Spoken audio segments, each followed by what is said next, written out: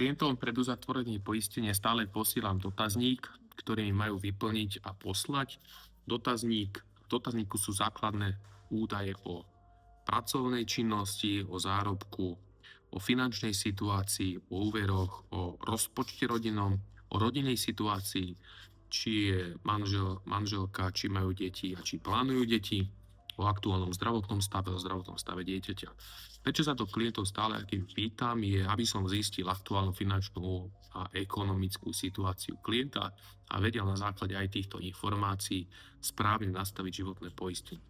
Tu, čo som vám ukázal, sme zistili, že mesačný príjem rodiny je niekde okolo 2,5 tisíc eur, mesačné výdaje sú všetko.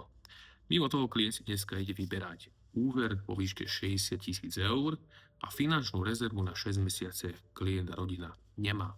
Kde vidím problém je v tom, že ak klient bude mať dlhodobejší výpadok príjmu skrz spracovanie schopností choroby a nejakých podobných aktivít alebo ochorení, tak nebude mať z čoho vyplatiť ten nový úver, nakoľko nemá finančnú rezervu na 6 mesiacov.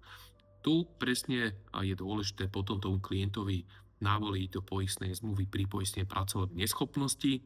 Pripoistenie slúži práve na to, že ak klient je viac ako 29 dní PN, tak od prvého dňa mu poisťovňa vypláca poviem príklad 10 eur, 20 eur dávku podľa príjmu. A toto štandardné pripoistenie klientom nedávam, ale nedávam to v prípade, že nemajú tak na chlb nastavený rozpočet, že všetko, čo zarobím, miniem a majú aj nejakú finančnú rezervu. Ak toto není, tak pripoistenie PN je potrebné, aj keď nie som veľmi zástanca tohto pripoistenia. Pekný deň.